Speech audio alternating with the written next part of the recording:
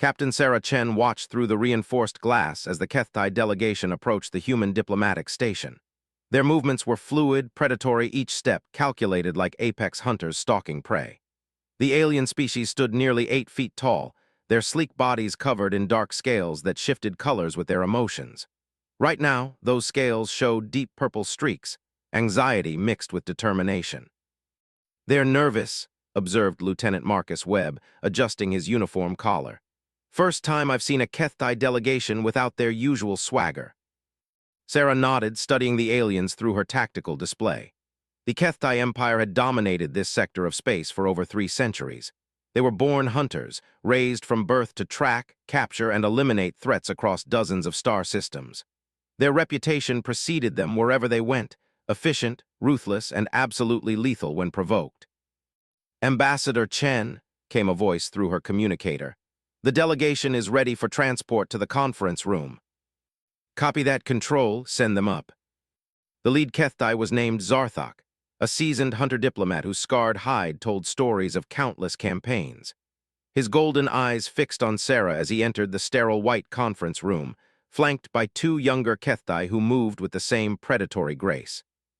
"Captain Chen," Zarthok's voice carried the characteristic growling undertone of his species. "We come with an unusual request." Sarah gestured to the seats around the oval table, though she knew the Kethtai preferred to stand during negotiations. It was a power display, keeping themselves ready to fight or flee at a moment's notice. "We're listening, Ambassador Zarthok." The alien hunter's scales flickered from purple to amber, a sign of internal conflict. He exchanged glances with his companions before speaking. "Our empire faces an unprecedented crisis. For the first time in our recorded history, we cannot protect our own young." The admission hung in the air like a challenge. Sarah felt Lieutenant Webb stiffen beside her. The Kethtai admitting weakness was like watching a mountain collapse, unexpected and potentially catastrophic. "There is a plague," Zarthok continued, his voice dropping to barely above a whisper. "It strikes only the young, those under 50 cycles. It does not kill them, but it changes them, makes them unable to hunt, unable to focus, unable to become true Kethtai." Sarah leaned forward, her diplomatic training kicking in. "What kind of changes?" "They lose their edge, their instincts dull, they become." Zarthok's scales darkened with what Sarah recognized as shame. "They become weak, docile, everything our people are not meant to be." "And you think we can help how, exactly?" The second Kethtai, introduced as Sub-Commander Velnira, spoke up. "Human children are raised differently than ours. Your species does not hunt from birth. Yet somehow, you produce warriors capable of matching our greatest hunters in battle." Sarah thought back to the recent conflicts where human and Kethtai forces had clashed. The aliens were right. Human soldiers had not only held their ground, but often outmaneuvered their supposedly superior opponents through tactics the Kethtai considered impossible. "We have studied your methods," Zarthok admitted. "Human young are taught cooperation, problem-solving, emotional control, things we have always considered weaknesses, yet in your adults these become strengths that our hunters cannot predict or counter." "You want us to raise your children?" Lieutenant Webb couldn't hide his skepticism. "Not permanently," Velnira interjected quickly. "A temporary fostering program. We would send our unaffected young to human colonies and stations where they could learn these alternative approaches to survival and leadership." Sarah's mind raced through the implications. The Kethtai were essentially asking humanity to teach their children everything that went against their nature. It was like asking wolves to raise lambs, except the wolves were begging the lambs to teach their cubs how to be shepherds. "How many young are we talking about?" Sarah asked. "Initially, 50 cubs from noble houses, ages ranging from 20 to 40 cycles, roughly equivalent to your human children aged 8 to 16. And in exchange..." Zarthok's scales shifted to gold, respect and offering. "Technology transfers, access to our star charts, safe passage through Kethtai space for human merchant vessels, and most importantly, a formal alliance between our peoples." The offer was staggering. The Kethtai had never formed alliances with other species, considering them all inferior prey or potential threats. Their technology was centuries ahead of human development in several key areas, particularly in faster-than-light travel and weapon systems. "I'll need to consult with Earth Command," Sarah said carefully. "This decision is far above my authority level." "We understand, but Captain Chen." Zarthok's voice carried an urgency that made his scales flicker rapidly between colors. "Time is not our ally. Each day the plague spreads further through our young population. Soon we may have no cubs capable of normal development left to save." After the delegation left, Sarah found herself staring out at the stars through the station's observation deck. Lieutenant Webb joined her, both officers lost in thought. "Think Command will approve it?" Webb asked. "They'd be insane not to," Sarah replied. "The strategic advantages alone would shift the entire balance of power in this sector, but the cultural implications. Raising alien predator children, teaching them human values, what could possibly go wrong?" Sarah almost smiled at his dry humor. "Everything, but maybe that's the point. Maybe everything going wrong is exactly what the Kethtai need." 3 weeks later, the response from Earth Command arrived via quantum burst transmission. The message was brief and to the point. "Operation Shepherd approved. Proceed with implementation. Exercise extreme caution. Earth stands behind this decision." Sarah immediately contacted Zarthok, who arrived within hours aboard a sleek Kethtai hunter vessel. The ship itself was a work of art, all flowing lines and predatory angles, designed to inspire fear in potential prey. "Your leaders have agreed," Zarthok asked without preamble. "With conditions. The children will be placed with carefully selected human families. They'll attend human schools, participate in human activities, but they'll also maintain contact with their birth families and receive education about their own culture." "Acceptable. When can we begin the transfers?" "Next week. We've identified suitable host families across 12 human colonies. Each family has been extensively screened and prepared for the unique challenges of raising Kethtai young." What Sarah didn't mention was the intense debate that had raged in the halls of Earth Command. Military advisors worried about security breaches. Xenobiologists questioned whether the species' differences were too great to overcome. Child psychologists expressed concerns about trauma and identity confusion. But in the end, the potential benefits outweighed the risks.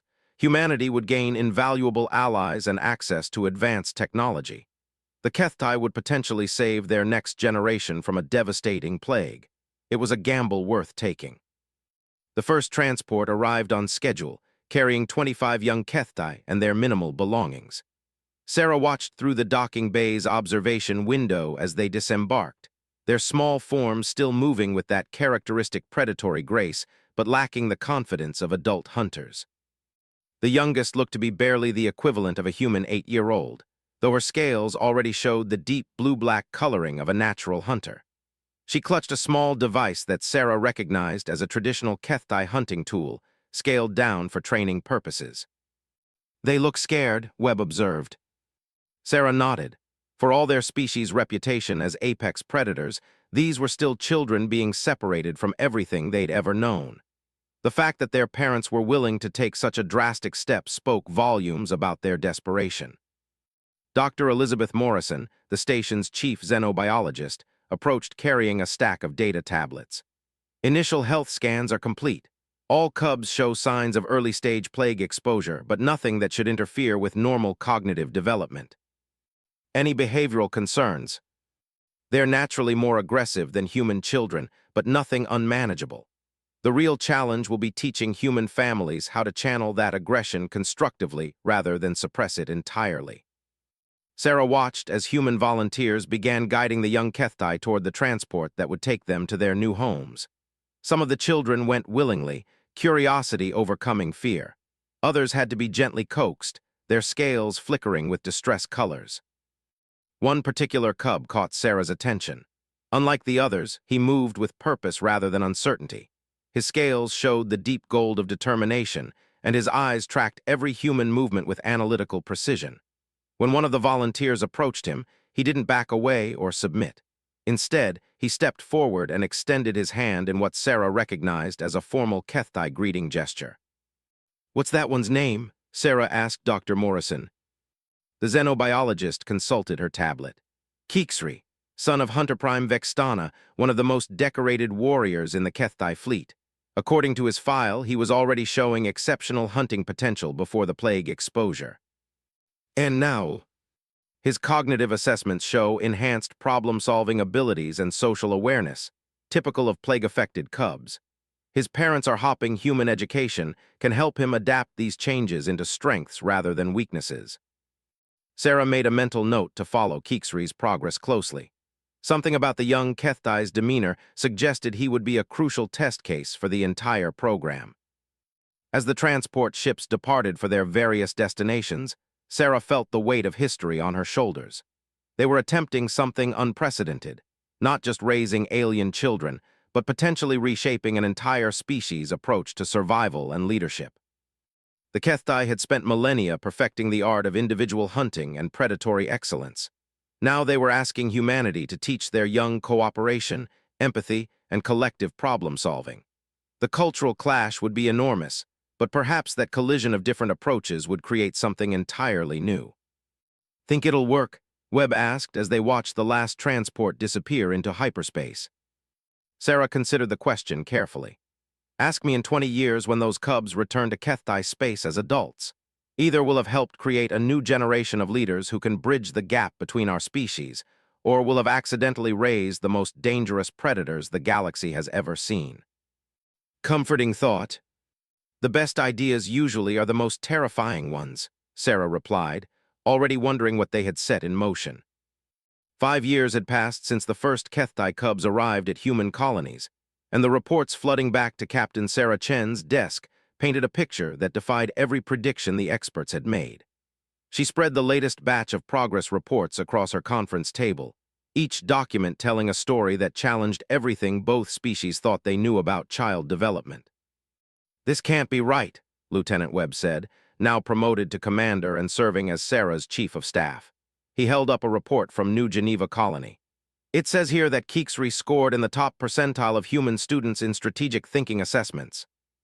Sarah pulled up the corresponding video files on her holographic display. The footage showed a now 13-year-old Keththai moving with fluid grace across a simulated battlefield, but his approach bore little resemblance to traditional hunting tactics. Instead of relying on individual prowess and direct assault, Keeksry coordinated a team of human children in a complex flanking maneuver that utilized terrain advantages and misdirection. The simulation ended with his team achieving total victory without a single casualty, a result that would have impressed seasoned military tacticians. "Look at this," Sarah said, highlighting another section of the report.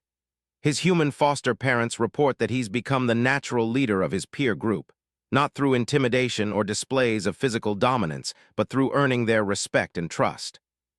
The transformation wasn't limited to Keeksry. Reports from across 12 colonies described similar patterns among the Keththai youth.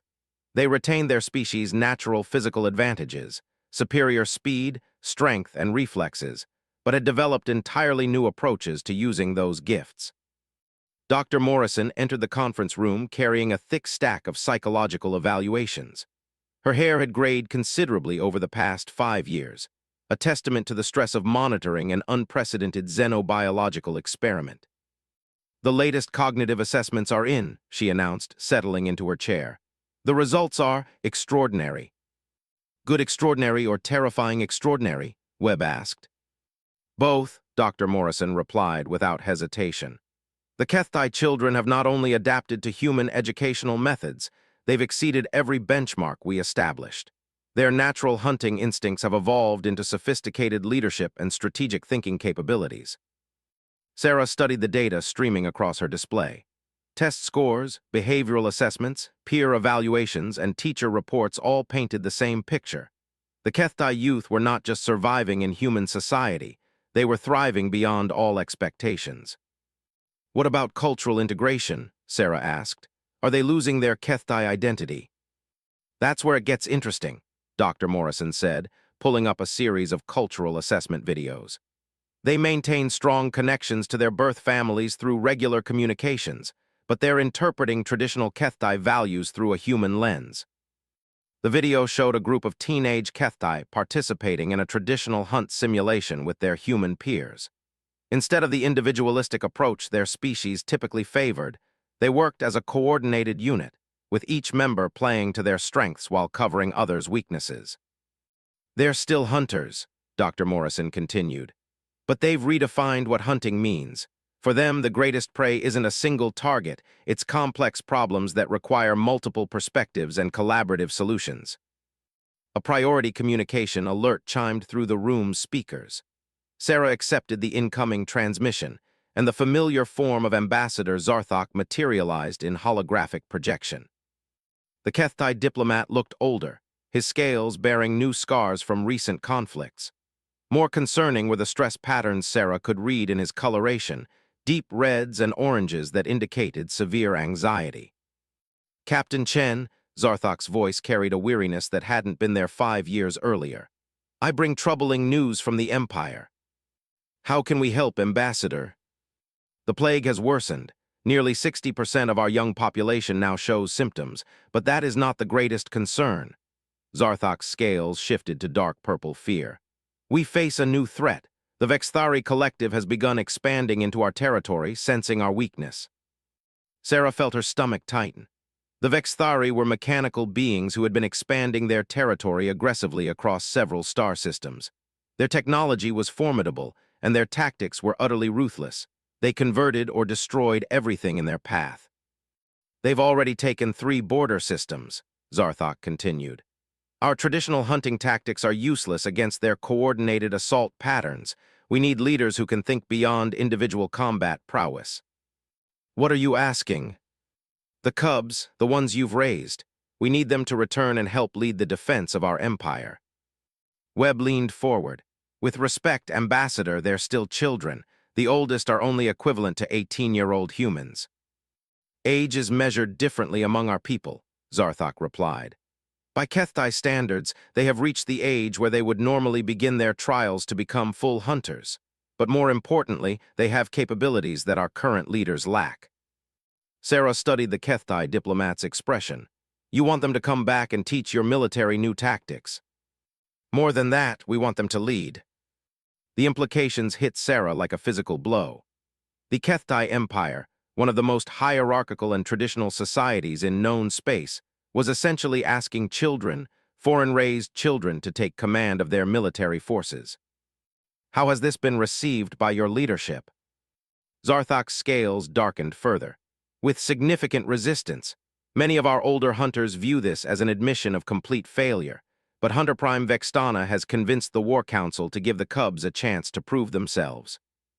Sarah remembered that name, Keeksri's birth mother, one of the most decorated warriors in Kethtai history. If she was supporting this plan, the situation had to be truly desperate.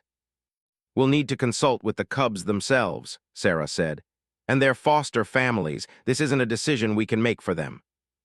Understood, but Captain, time is not our ally. The Vexthari advance continues. We estimate 6 months before they reach our core systems. After Zarthok ended the transmission, Sarah found herself staring at the progress reports with new eyes.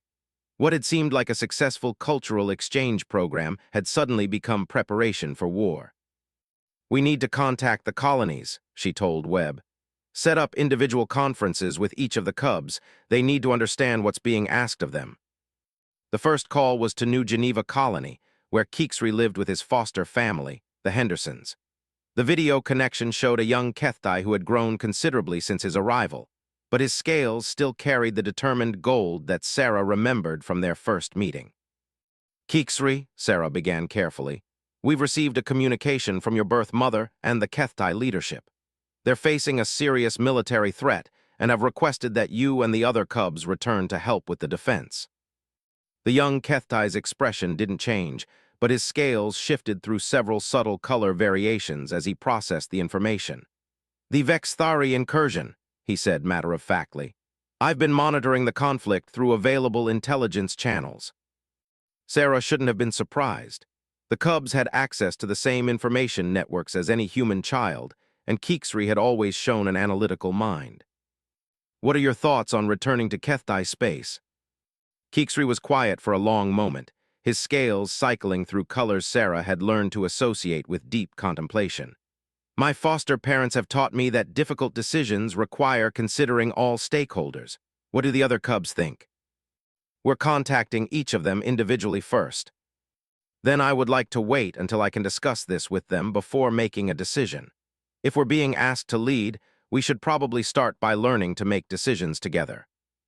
The response was so fundamentally human in its approach, seeking consensus, considering group dynamics, valuing collaborative decision-making.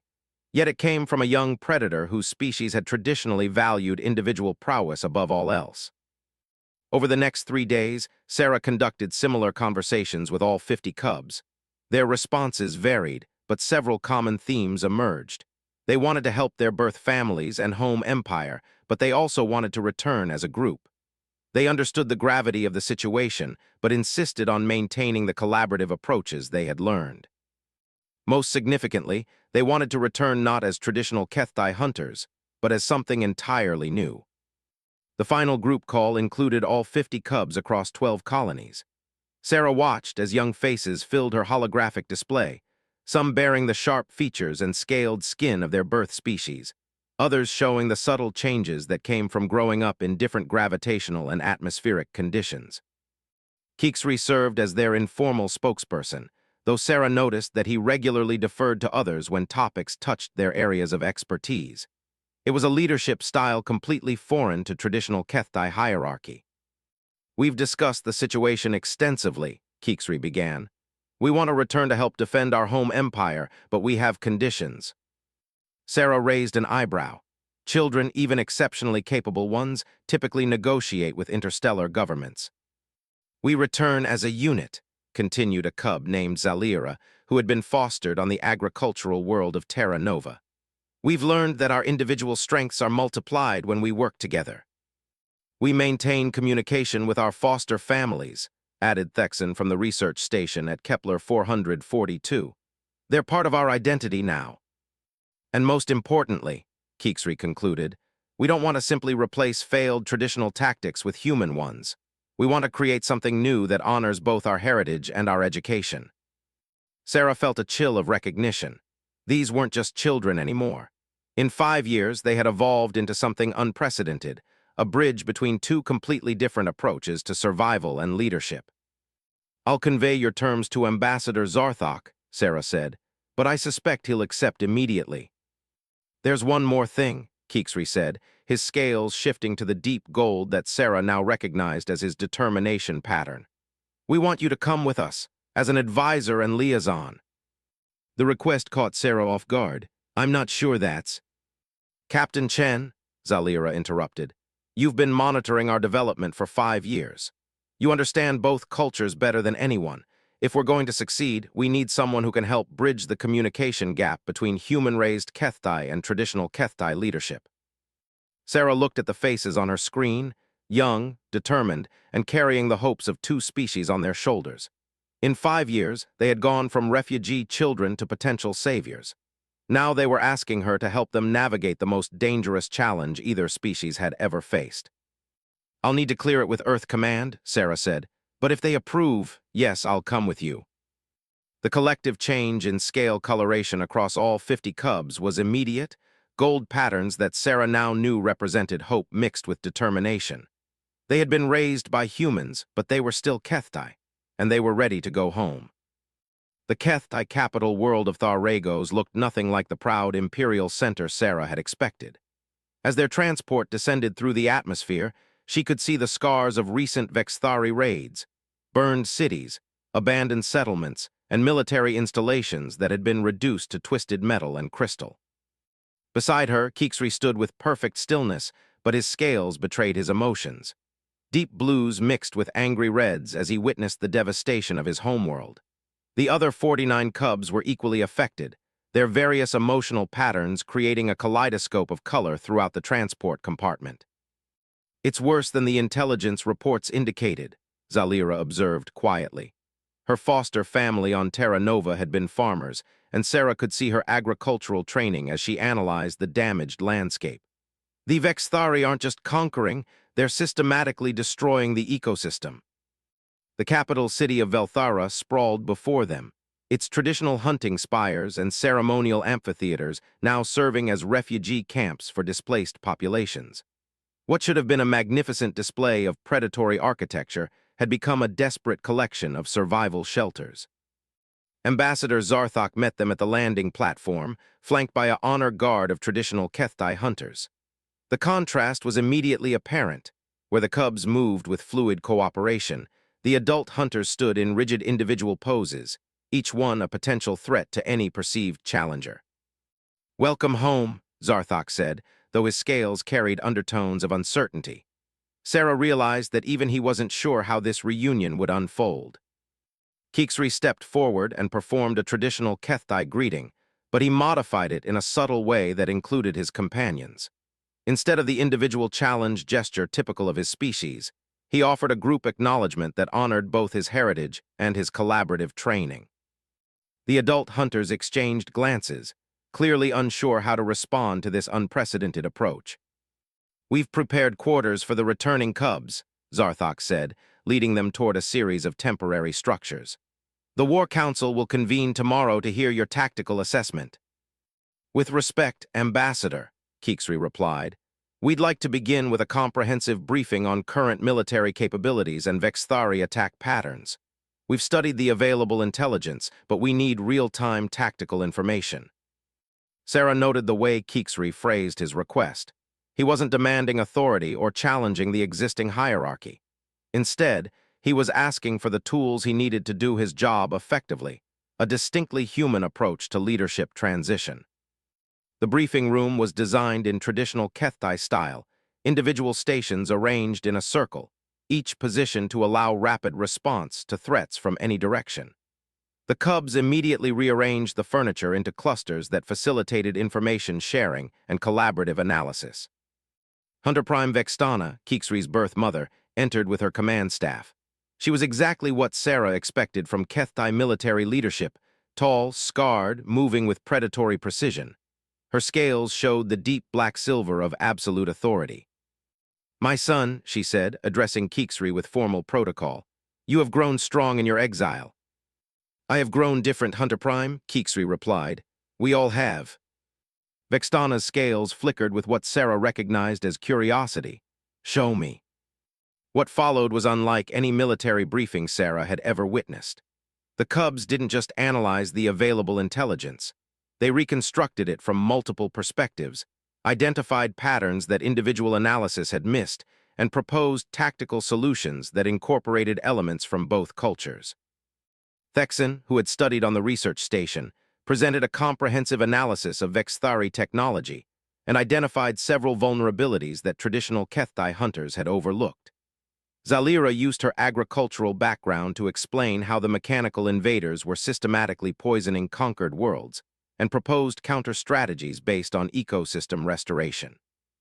But it was Keeksri who delivered the most shocking revelation. "The Vexthari aren't just trying to conquer Keththi space," he explained, manipulating the holographic display to show attack patterns across multiple systems. "They're specifically targeting us because they view our traditional hunting culture as a threat to their expansion model." "Explain," Vextana commanded. "They've analyzed our tactical approaches and determined that individual hunters, no matter how skilled, can't effectively counter their collective warfare methods. They're counting on our cultural inability to adapt collaborative strategies." Keeksri highlighted several recent battles where Keththi forces had been defeated despite superior individual combat skills. "They're not fighting hunters, they're fighting an ideology, and they're winning because they correctly predicted we couldn't change our fundamental approach to warfare." The silence in the room was profound. Sarah realized that Keeksri had just told the assembled Keththi leadership that their entire cultural identity was the reason for their military failures. "And you believe you can succeed where we have failed?" asked Subcommander Velnara, her scales showing skeptical orange patterns. "Not just us," Zalira interjected. "All of us, working together, cubs and adults, traditional hunters and new approaches." "The Vexthari have made one crucial miscalculation," Thexan added. "They assumed that Keththi culture was static and couldn't evolve.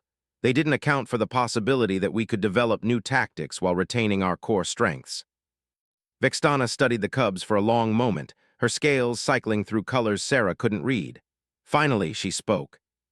"The War Council has authorized a field test. There's a Vexthari forward base on the mining world of Krelter. Our conventional forces have failed to dislodge them twice. You will have the opportunity to prove your theories." "What forces will we command?" Keeksri asked. volunteer companies from the 3rd Hunter Battalion, veterans who have expressed willingness to try new approaches. Sarah felt her stomach drop. They were sending children, admittedly exceptional children, but still children, to lead combat veterans against a technologically superior enemy. It was either brilliantly innovative or suicidally reckless. The preparation phase revealed just how much the Cubs had changed. Instead of individual planning sessions, they worked as an integrated unit, with each member contributing expertise from their specialized human education. They analyzed not just tactical challenges, but logistics, psychology, and long-term strategic implications. More importantly, they spent considerable time working with their assigned HFY units, teaching collaborative techniques that most adult hunters found deeply uncomfortable. Sarah observed one training session where Keeksri worked with a squad of veteran hunters, trying to teach them coordinated movement patterns. "This feels wrong," growled one of the veterans, his scales showing agitated red streaks. "Hunters work alone. We rely on individual skill and instinct." "And how has that worked against the Vexthari?" Keeksri asked calmly.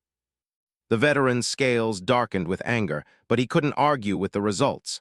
Traditional tactics had failed repeatedly. "I'm not asking you to abandon your hunting skills," Keeksri continued.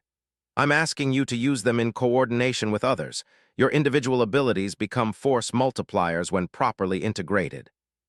It took several days, but gradually the veterans began to understand what the Cubs were teaching. They weren't abandoning their nature, they were evolving it.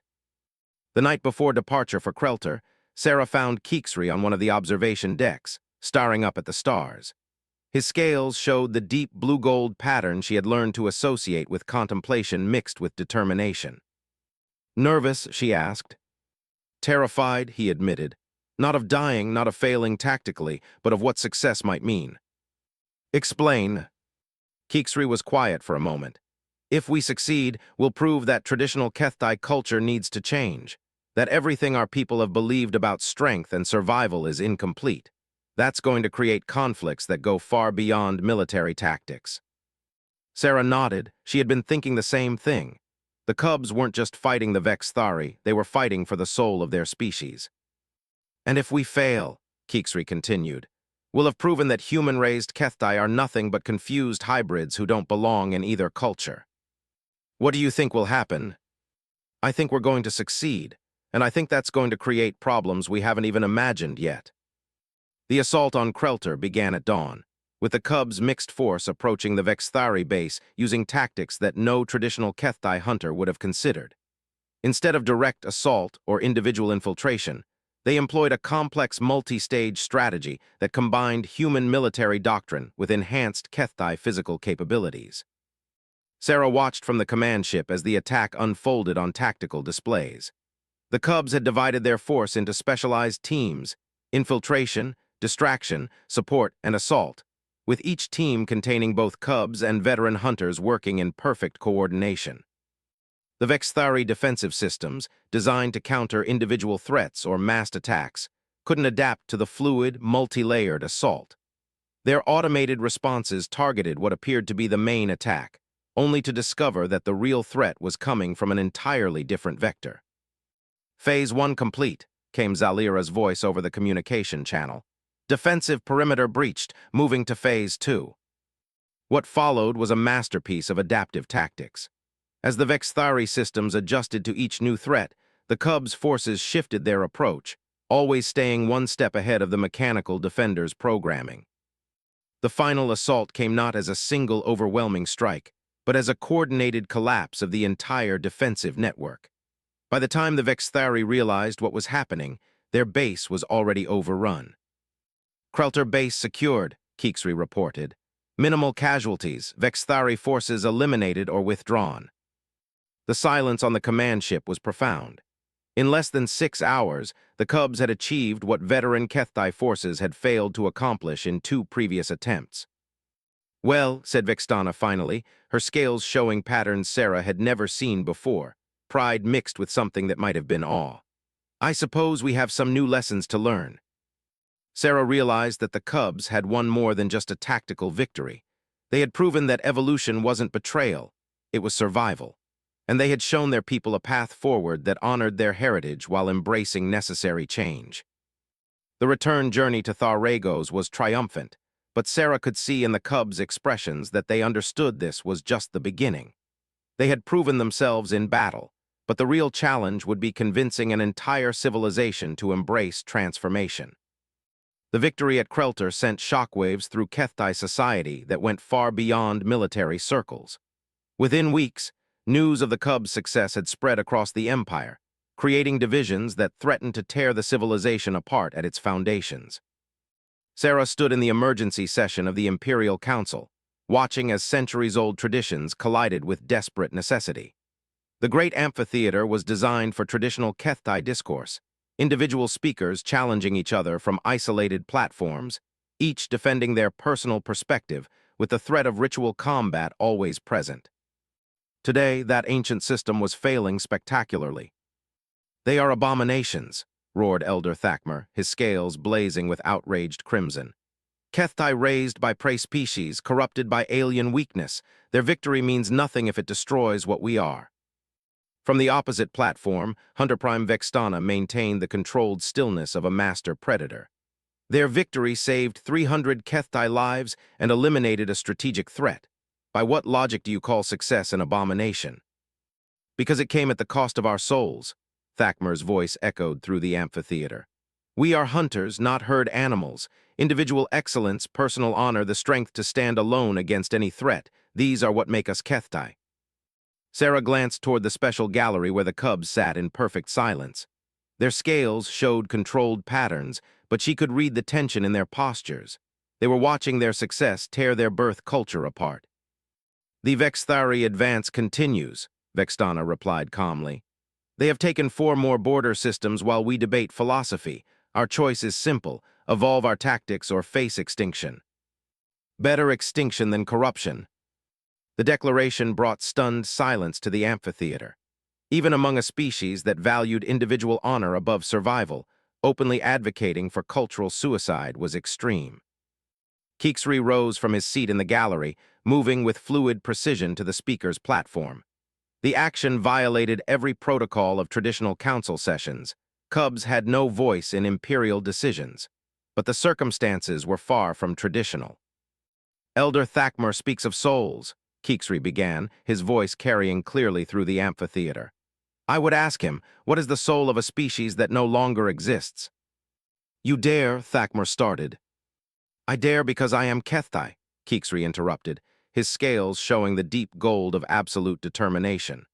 "Born of this world, blooded in combat, victorious against our enemies, the same enemies that have defeated every traditional force sent against them."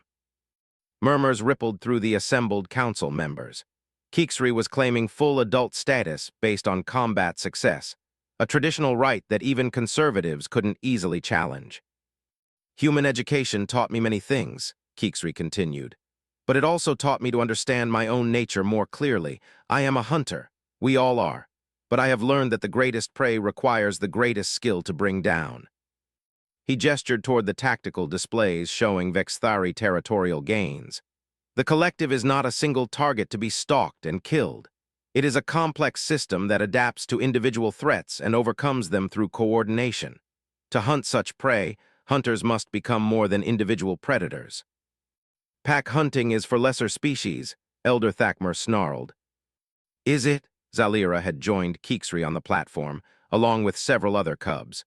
"Or is it the ultimate expression of hunting skill, the ability to coordinate individual excellence into something greater than the sum of its parts?"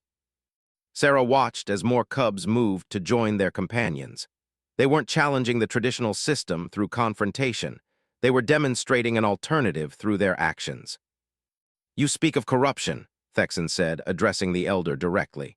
"But which is more corrupted? The hunter who adapts to defeat superior prey, or the hunter who refuses to learn and dies ignorant?"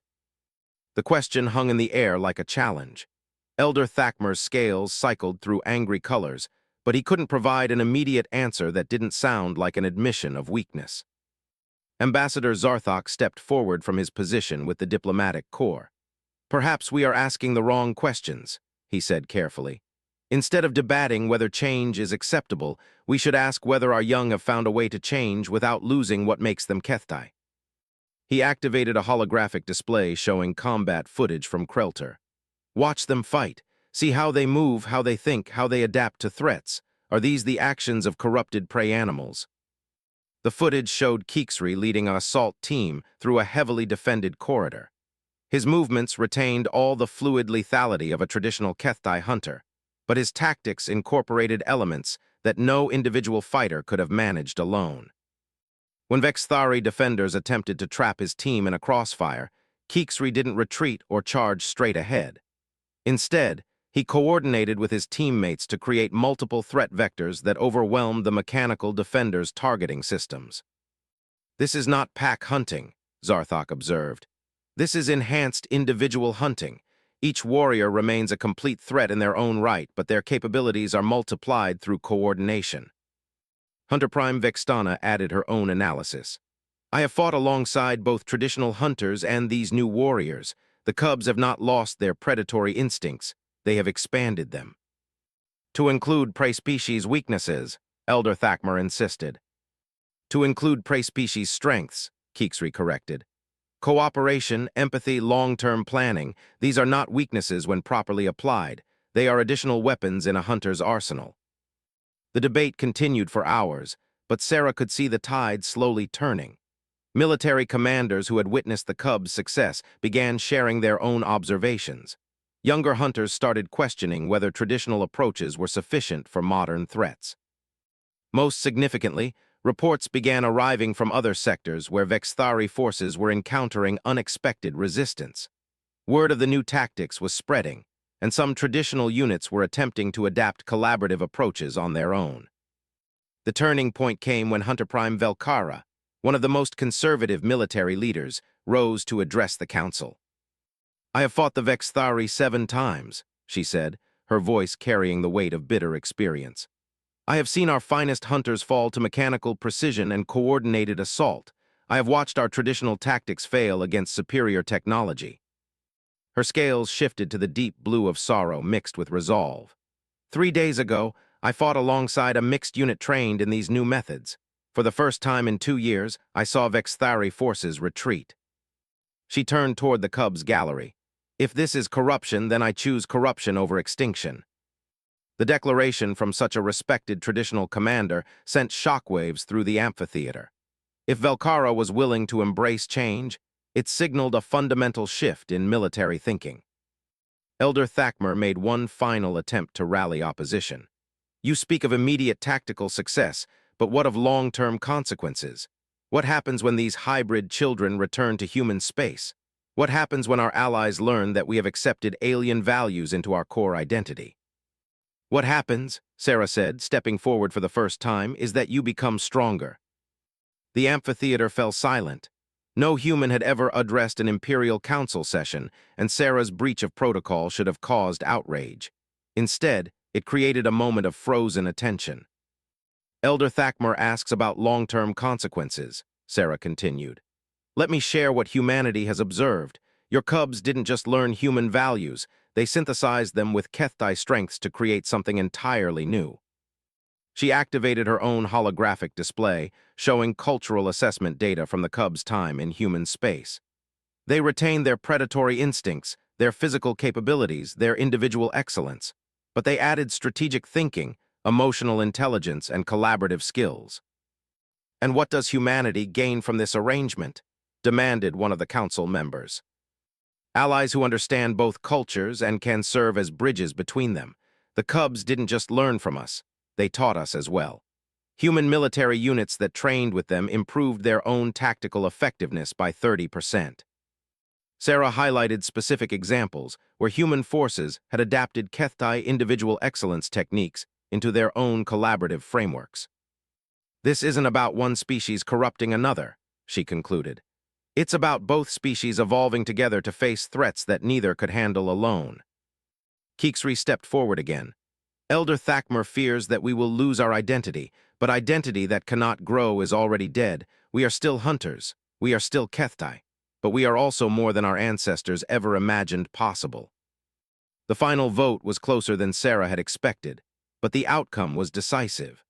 By a margin of 63 to 37, the Imperial Council authorized the expansion of collaborative training programs and granted the Cubs formal authority to restructure military tactics. Elder Thakmer and his supporters walked out in protest, their scales showing the dark patterns of absolute rejection. Sarah knew they wouldn't simply accept defeat. This was the beginning of a cultural civil war that could be more dangerous than the Vexthari invasion. But for now, the Cubs had won the right to defend their people in their own way. As the amphitheater emptied, Vextana approached the group of Cubs who had spoken so eloquently in their own defense. "You have authority," she told them, "but authority is meaningless without trust. You must prove yourselves again and again until even the most conservative among us cannot deny your success." "We understand, Hunter Prime," Keeksry replied. "But we also understand something else. We're not trying to replace traditional ways, we're trying to save them by helping them evolve." Sarah watched the interchange and realized that the Cubs had accomplished something unprecedented in galactic history. They had managed to instigate cultural revolution through democratic process rather than violent overthrow. Now came the hard part, proving that revolution could succeed where tradition had failed, while an enemy that threatened extinction continued its relentless advance. 2 years after the Council's decision, the Vexthari Collective made their final push toward the Kethtai core worlds. Their massive assault fleet emerged from hyperspace at the edge of the Tharagos system, carrying enough firepower to sterilize a dozen planets. Captain Sarah Chen stood on the bridge of the hybrid command vessel synthesis Asterisk, watching tactical displays that would have been impossible under the old Kethtai military doctrine. The ship itself represented the evolution that had swept through the Empire, traditional Kethtai design enhanced with human engineering principles and crewed by integrated teams of both species. "Vexthari fleet composition confirmed," reported Zalira from the sensor station. Now bearing the rank of subcommander, she had become one of the most skilled tactical analysts in the combined fleet. 12 Dreadnought-class vessels, 47 heavy cruisers, and over 200 support craft. "Our forces?" asked Keeksry, who now held the unprecedented title of Strategic Hunt Leader, a rank that combined traditional Kethtai military authority with collaborative leadership principles. "Combined fleet stands at 38 major vessels," answered Thexan from the communications console. "But we have tactical advantages they haven't encountered before." Sarah studied the deployment patterns on the main display. 3 years of integration between human strategic thinking and Kethtai individual excellence had produced military innovations that neither species could have achieved alone. The Kethtai ships maintained their predatory design aesthetics, but incorporated human shield technology and weapon coordination systems. Human vessels had been upgraded with Kethtai propulsion systems and individual excellence principles applied to ship-to-ship combat. Most importantly, the crews themselves represented a new model of military cooperation. Veterans like Hunter Prime Vextana worked alongside Cubs like Keeksry, with human advisors providing strategic perspective and cultural translation when needed. "Incoming transmission from the Vexthari command ship," Thexan announced. The main screen filled with the mechanical form of a Vexthari Prime unit, a sophisticated artificial intelligence housed in a body designed for intimidation. Its optical sensors glowed with cold efficiency as it analyzed the defending fleet. "Kethtai military forces," the machine's voice carried no emotion or inflection. "Your tactical evolution has been noted and incorporated into our strategic calculations. Resistance remains futile. Surrender your vessels and submit to integration into the collective." Keeksry stepped forward, his scales showing the deep gold pattern that had become his signature color during moments of absolute determination. "Vexthari Command, this is Strategic Hunt Leader Keeksry of the Combined Defense Force. Your calculations are incomplete." "Elaborate." "You have studied our individual fighting capabilities and our recent tactical adaptations, but you have not encountered the full synthesis of our evolution." Sarah felt a chill of anticipation. Over the past months, Keeksry and his fellow former Cubs had been developing strategies that went beyond anything they had revealed in previous conflicts. "Your adaptations are irrelevant," the Vexthari Prime unit replied. Collective warfare principles supersede all individual or small group tactical innovations. Then let us test that hypothesis, Keeksry said calmly. The transmission ended, and battle commenced immediately. What followed was unlike any space engagement in recorded history. The Vexthari opened with their standard approach, massive coordinated assault designed to overwhelm defenders through superior numbers and firepower. It was a tactic that had worked against every opponent they had faced. But the combined fleet didn't respond with either traditional Kethtai individual combat or standard human fleet formations. Instead, they implemented something entirely new. Execute Synthesis Protocol 1, Keeksry commanded. The defending ships scattered in what appeared to be chaotic individual flight patterns. To observers unfamiliar with the new tactics, it looked like the fleet was disintegrating under pressure. The Vexthari command systems immediately adjusted their targeting priorities to exploit what appeared to be tactical confusion. But the chaos was entirely deliberate. Each ship moved according to individual excellence principles, maximizing its own capabilities and advantages while exploiting enemy weaknesses. But unlike traditional Kethtai tactics, these individual actions were coordinated through a sophisticated communication network that allowed real-time tactical adaptation. When Vexthari forces concentrated fire on what appeared to be isolated targets, they discovered that their isolated prey was actually the visible component of a larger tactical web. Ships that seemed to be fleeing were actually drawing enemy forces into carefully prepared kill zones. Vexthari Formation Alpha 7 is committed to pursuit pattern, Zalira reported, initiating trap closure. What the mechanical forces thought was a pursuit became an envelopment. Ships that had seemed to be scattered reformed into coordinated assault groups, but each group retained the individual flexibility to adapt to changing conditions. The Vexthari found themselves fighting an enemy that could think and react like a unified organism, while maintaining the unpredictability of individual predators. Their command algorithms are struggling to process our tactical signature, Thexan observed with satisfaction. We're not matching any of their predictive models. But the Vexthari were not so easily defeated. Their artificial intelligences began adapting to the new patterns, developing counter-strategies in real time. Enemy forces are adjusting, warned Sub-Commander Velnara from her position aboard the traditional Kethtai dreadnought Predator's Edge Asterisk. They're implementing distributed targeting to prevent envelopment tactics. Acknowledged, Keeksry replied. All units execute Synthesis Protocol 2. The second phase revealed the true sophistication of the combined tactics. Instead of maintaining consistent patterns, the fleet began shifting between different operational modes, sometimes fighting as coordinated units, sometimes as individual hunters, sometimes as hybrid formations that combined elements of both approaches. The constant tactical evolution overwhelmed the Vexthari's adaptive algorithms. Every time their systems developed counters to one approach, the defending fleet shifted to a different methodology. But it was the third phase that truly demonstrated how much both species had evolved. Synthesis Protocol 3 authorized, came the voice of Hunter Prime Vextana from the flagship Eternal Hunt Asterisk. All cubs show them what we've really learned. The remaining 50 former cubs, now distributed across the fleet as tactical coordinators, began implementing strategies that went beyond military doctrine entirely. They started fighting like humans. Not the coordinated, disciplined approach that had characterized the first two phases, but the chaotic, creative, emotionally driven style that made human forces so unpredictable in individual combat. Ships began taking risks that no rational tactical algorithm would recommend. Damaged vessels launched desperate attacks that should have resulted in their destruction, but instead caught enemy forces completely off guard.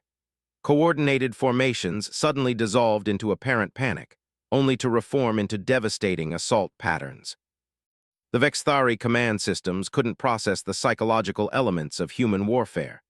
Their artificial intelligences could analyze tactical patterns and individual excellence, but they couldn't predict emotional decision-making and creative desperation. Vexthari fleet cohesion is breaking down, Zalira reported with barely contained excitement. Their command ships are issuing contradictory orders. Sarah watched as the mechanical perfection of the collective began unraveling under the pressure of fighting an enemy that refused to conform to logical patterns. But the Cubs weren't finished. All units, Keeksry's voice carried across the communication channels. Synthesis Protocol 4. Show them what it means to be Keththi who learned to dream. The final phase combined everything: individual excellence, collaborative coordination, emotional unpredictability, and something that neither human nor traditional Keththi forces had ever possessed. They began fighting with hope. Not the desperate hope of creatures facing extinction, but the confident hope of beings who had learned that evolution was always possible. They fought as if they had already won, as if victory was inevitable, as if the future held infinite possibilities. The psychological impact on the Vexthari was devastating. Their collective consciousness had no framework for understanding opponents who fought with joy instead of desperation, who took risks because they believed in growth rather than survival, who turned disadvantages into opportunities through sheer creative audacity. Vexthari Prime Unit requesting communication, Thexan announced. The mechanical commander reappeared on the main screen, but its optical sensors now flickered with what could only be described as confusion. Your tactical behavior does not conform to any known patterns, it stated. Collective analysis suggests you are fighting with compromised logical functions. We're fighting with expanded logical functions, Keeksry corrected. We've learned that logic alone is insufficient for complex survival scenarios. Impossible. Emotional responses reduce tactical efficiency. Do they? Sarah stepped into the transmission field. Your forces are retreating. Our emotionally compromised ships are winning. Perhaps your definition of efficiency needs updating.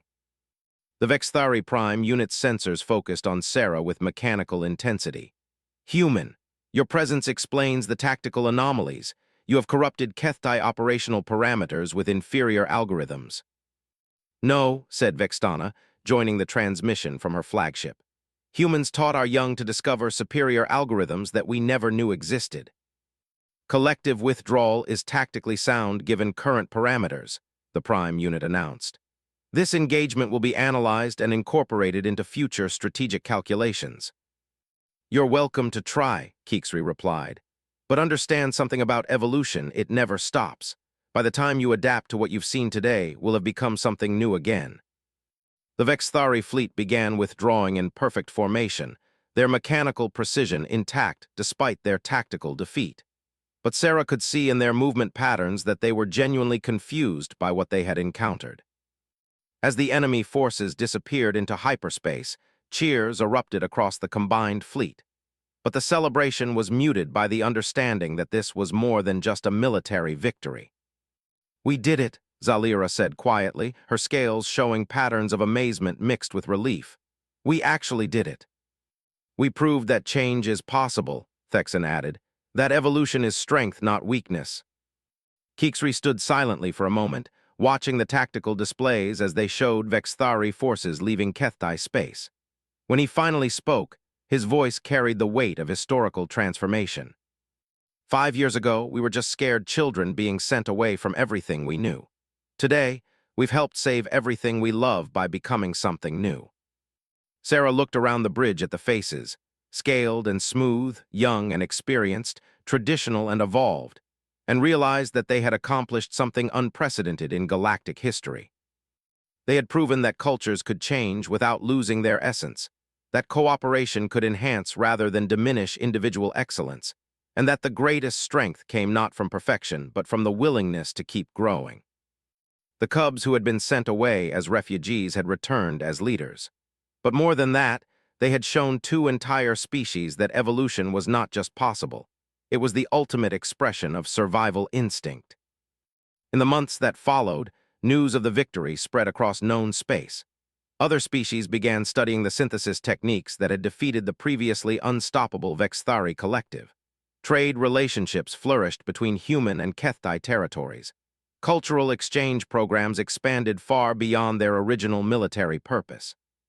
But perhaps most importantly, the children who had been caught between two worlds had created a third option, one that honored the past while embracing an unlimited future. And somewhere in human space, foster families received messages from their Keththi children, now grown and decorated heroes, saying simply, "Thank you for teaching us that love is the greatest hunt of all."